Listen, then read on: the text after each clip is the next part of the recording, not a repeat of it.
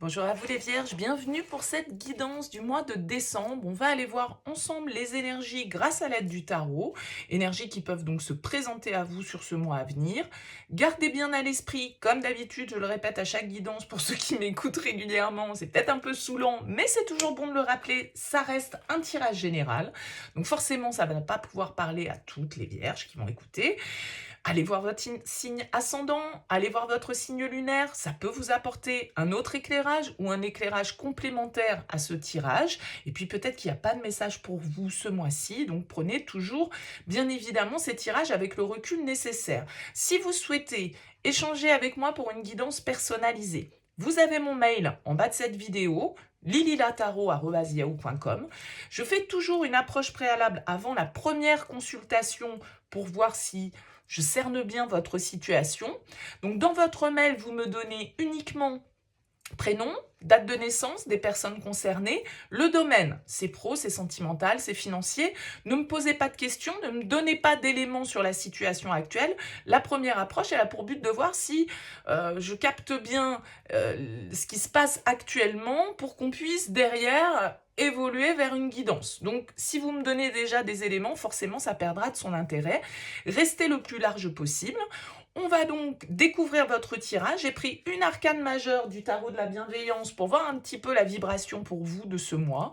On ira regarder ici votre énergie principale, votre objectif, votre force, le défi, le conseil, sentimentalement, professionnellement, intérieurement et comment vous sortez de ce mois. On utilise pour ce mois-ci le Rider-Waite et le TV Série Tarot. Voilà pour le petit préambule, on est parti les vierges pour votre tirage. Alors déjà, si on observe les deux decks, on a ici un 4 d'épée et on a ici un 9 de denier. C'est plutôt des énergies ici qui vont me parler de réflexion, qui vont me parler d'être un petit peu focus sur soi-même, j'ai l'impression, sur ses propres besoins.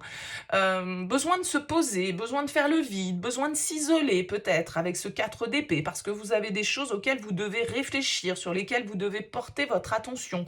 Peut-être que ça se passe au niveau professionnel, au niveau matériel, au niveau financier, au niveau de votre abondance, quelle qu'elle soit, que ce soit l'abondance de connaissances, l'abondance financière. Voyez, sur le principe, avec ce 9 de denier, on est plutôt tourné vers soi et on est plutôt dans une certaine forme d'égoïsme, mais d'égoïsme positif dans le sens où, voilà, on se met en priorité et nos priorités sont très axées sur le matériel, sur notre carrière, sur nos possessions, on va dire de manière un petit peu plus large. On découvre le jeu. Énergie principale pour vous, la vibration, c'est le pape, le hiérophante, ici.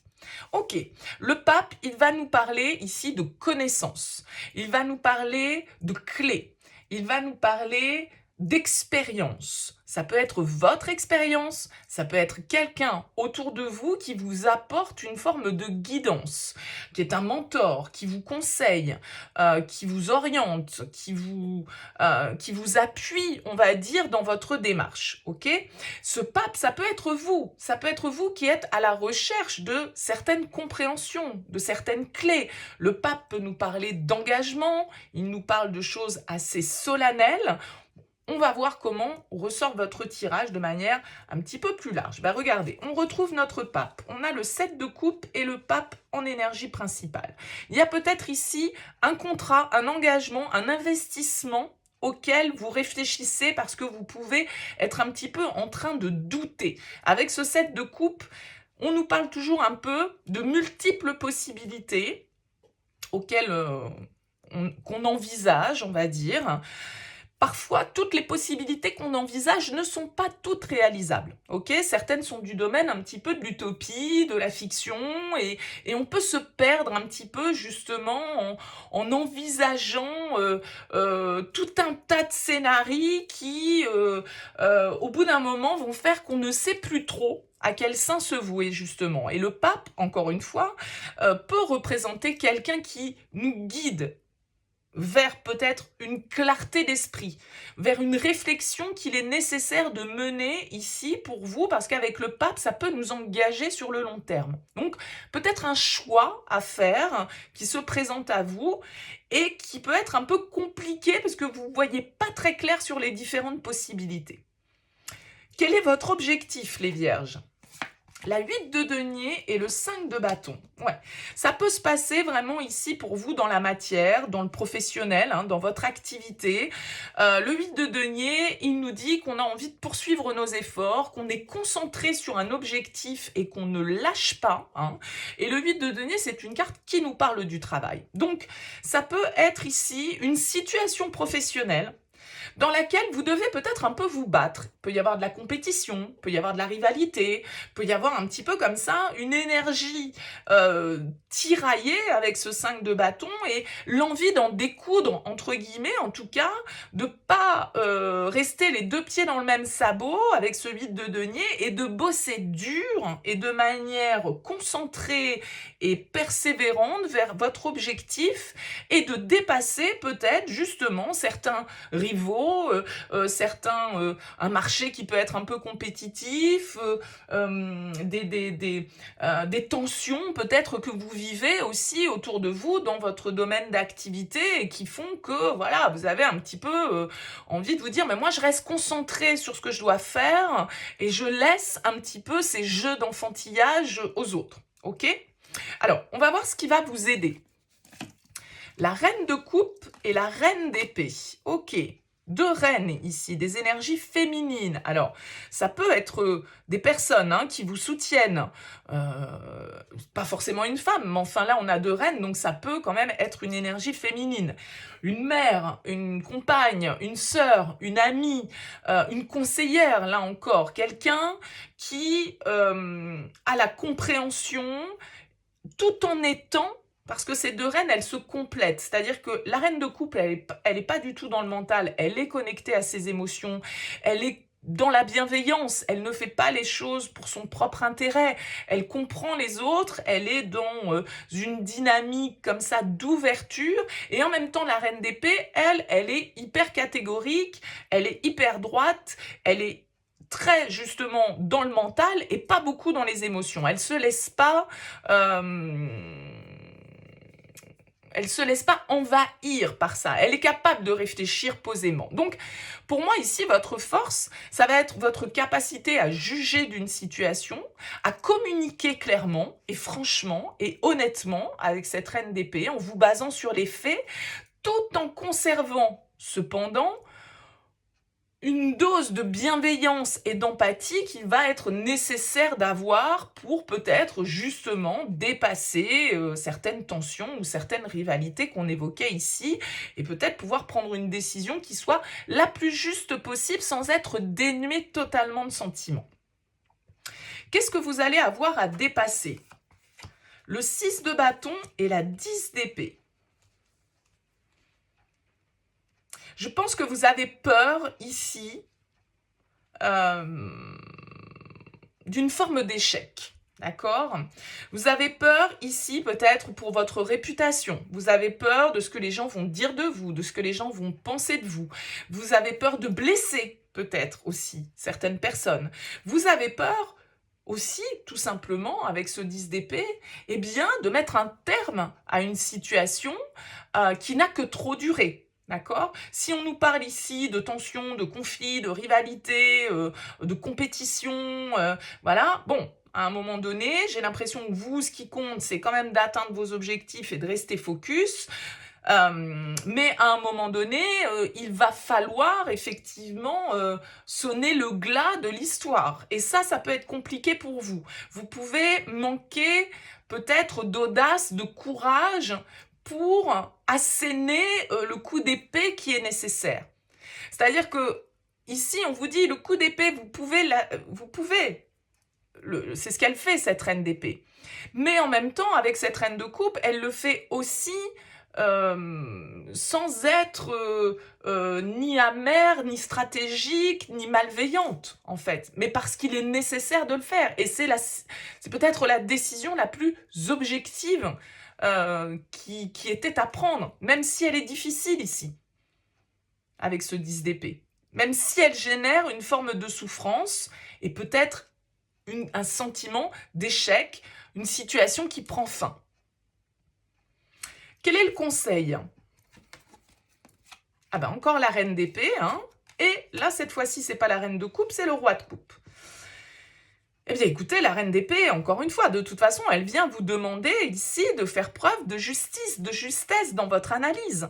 La reine d'épée en conseil, elle vous dit, mais bon, de toute façon, il y a une vérité à voir, il faut la voir, encore une fois, tout en étant, avec ce roi de coupe, dans la compréhension, dans la compassion, dans l'empathie, dans la bienveillance, mais il y a des choses à trancher pour vous, des vérités à voir ici, et peut-être pour certains, des décisions à prendre, des sanctions à prendre, par exemple, si on est là dans le domaine professionnel, vous avez peut-être une activité indépendante, ça concerne peut-être certains de vos collaborateurs avec lesquels il y a des tensions, avec lesquels, voilà, il y a une ambiance peut-être au travail qui n'est pas bénéfique, qui n'est pas productive, et c'est peut-être là-dessus que vous allez devoir vous placer un petit peu en juge, mais en même temps en essayant d'être le plus impartial possible pour pouvoir démêler cette situation. Sentimentalement, que se passe-t-il? Le 3 de coupe et la 8 de bâton. Ok, plutôt sympa au niveau sentimental. Alors, même si... alors, pour certains, on pourrait nous parler ici d'un coup de foudre, hein, qui vient à vous, peut-être lors d'une sortie, lors d'un anniversaire, lors d'une célébration quelconque, avec ce 3 de coupe. Hein, on est dans l'ambiance un petit peu festive, les copains, les amis, les sorties, je profite, je sors boire un verre, je sors faire des activités. Il y a beaucoup d'énergie, beaucoup de frénésie, beaucoup d'activités, en tout cas pour vous, et d'action au niveau sentimental. Et c'est vrai que le 8 de bâton, il peut représenter voilà, quelque chose qui débarque, qu'on n'a pas forcément vu venir, et ça peut être un coup de foudre. Maintenant, si c'est pas le cas, parce que forcément, tous les vierges ne vont pas avoir un coup de foudre sur ce mois de décembre, hein, pas non plus exagéré. On nous parle de suractivité, peut-être que vous allez être très sollicité socialement sur ce mois de décembre, beaucoup de sorties, beaucoup d'invitations, beaucoup de fêtes, et donc voilà, une certaine forme de suractivité, je dirais, mais qui n'est pas déplaisante du tout, hein, qui n'est pas déplaisante. Donc, il se peut que ce soit votre cercle social et vos amis qui soient un petit peu plus au cœur de l'aspect émotionnel que l'amour peut-être à proprement parler. Au niveau pro, 7 de denier et la mort. Il y a un changement ici, un changement que vous attendez, que vous êtes en train de... Vous avez semé des graines pour ce changement, en fait. Alors, c'est peut-être ça, hein, cette reine d'épée qui doit trancher, qui doit dire les choses, qui doit apporter une certaine forme de vérité sur une situation. Ça peut être au niveau professionnel ici que ça se passe. La mort, c'est bien évidemment, un peu comme ce 10 d'épée ici, la fin pour un renouveau. Mais on voit bien que tout compte fait, c'est ce renouveau presque qui vous fait peur. Hein. Peut-être que vous avez ici des décisions à prendre pour vous. Vous souhaitez, je disais tout à l'heure, vous êtes peut-être dans une activité indépendante ou en tout cas avec une forme d'autorité, une équipe, etc. Et voilà, il y a peut-être des choses compliquées qui se passent pour vous, des tensions que vous devez apaiser. Mais ça pourrait être aussi, pour certains d'entre vous, l'envie justement de plus d'autonomie, de plus d'indépendance. Peut-être l'envie pour certains d'entre vous de vous mettre à votre propre compte et justement... de laisser derrière vous une étape de votre vie professionnelle. Parce qu'avec la mort, c'est la fin, mais c'est la fin pour le renouveau, c'est la fin pour autre chose. On laisse de la place avec la mort à ce qui doit se présenter. Et j'ai l'impression qu'avec ce 7 de denier, c'est quand même l'idée ici de quelque chose sur lequel vous êtes déjà focus. Mais on le voit ici parce que vous souhaitez la 8 de denier. Vous souhaitez une autre étape. Je pense que vous avez un projet professionnel en tête, assez clair, que vous avez peut-être peur de l'exprimer, peur d'aller jusqu'au bout parce que vous n'êtes peut-être pas certain que votre projet va vous apporter la victoire, le succès, et puis peut-être que ce projet, pour être mis en place, eh bien, il nécessite de mettre fin à une situation, et ça peut être un petit peu compliqué pour vous. Ça peut semer le doute dans votre esprit parce que, justement, vous ne voyez pas trop clair sur la suite. Je pense que c'est pour ça que vous avez besoin de réflexion ici, hein. Intérieurement, comment vous vivez tout ça, les vierges? page de bâton et 4 de coupe. Ok, j'allais dire 7 de coupe qui revient, mais non, il est là. 4 de coupe. Le page de bâton, intérieurement, il nous parle, encore une fois, hein, d'un désir, d'une envie, d'une frénésie, de nouvelles aventures auxquelles on pense. Il y a une nouvelle envie, une nouvelle passion, une nouvelle découverte. Vous avez envie de découvrir autre chose intérieurement parce que peut-être que vous vous ennuyez dans une sphère de votre vie. Potentiellement, hein, ça peut être au niveau de vos activités. Vous avez envie d'autre chose, vous avez envie d'aventure, vous avez envie d'expérimenter, vous avez envie de sortir un petit peu de votre carcan, de votre routine, d'une situation qui était peut-être bien en place, mais qui ne vous convient plus totalement, qui ne vous satisfait plus totalement. Donc je pense que là, pour vous les vierges, vous réfléchissez peut-être à vos bonnes résolutions de 2024 en vous disant, voilà, bon, il faut que j'entreprenne autre chose, j'ai l'envie, j'ai le désir, je dois voilà, essayer d'organiser un petit peu tout ça, de voir comment je peux exprimer ma vérité sans pour autant blesser, sans pour autant créer de dommages autour de moi. Comment vous sortez de ce mois de décembre? Eh bien, regardez, le jugement et la 2 de bâton. Des choix, des décisions. Là, il y a des vérités qui vont s'imposer sur cette fin d'année pour vous, les vierges. Un bilan que vous allez faire avec cette carte du jugement et où vous allez acter de la suite. Vous allez écouter cet appel qui est en vous de renouveau, de prise de décision, de changement. Et avec le 2 de bâton, on planifie, on organise, on réfléchit, on évalue et on choisit. C'est celui qui fixe son itinéraire, le 2 de bâton. Donc avec le jugement, qui est une arcane majeure et qui est une carte ici qui nous parle de renouveau, de renaissance, vous souhaitez ici, enfin vous souhaitez, je ne sais pas si c'est ce que vous souhaitez, mais en tout cas, dans vos énergies professionnelles, on a le changement, on a la mort et ici, on a la renaissance. Donc, je pense que vous allez écouter votre vérité, les vierges, sur ce mois de décembre, que vous allez faire les choses avec réflexion, sans forcément vous empresser, sans forcément aller trop vite pour autant,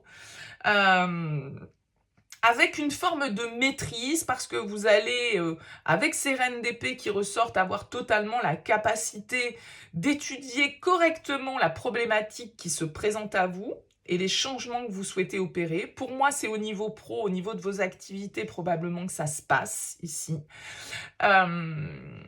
Et peut-être que vous avez un signe d'air avec ces 2 reines d'épée qui sont ressorties, qui peuvent être un appui, un soutien, une aide à la réflexion, quelqu'un qui vous apporte des infos, qui vous conseille. Moi, j'ai l'impression quand même, vous avez du monde autour de vous pour vous guider, vous conseiller. Ça peut être un avocat, ça peut être un conseiller professionnel, ça peut être, que sais-je. Mais j'ai cette impression-là que malgré tout, vous n'êtes pas vraiment totalement seul dans ce process. Voilà ce que je pouvais vous dire, les vierges. Écoutez, n'hésitez pas à me laisser un petit mot, un commentaire en bas de cette vidéo pour me dire comment ça a fait écho pour vous. En tout cas, je vous souhaite une excellente fin d'année 2023. Passez de très bonnes fêtes et puis je vous dis à très vite.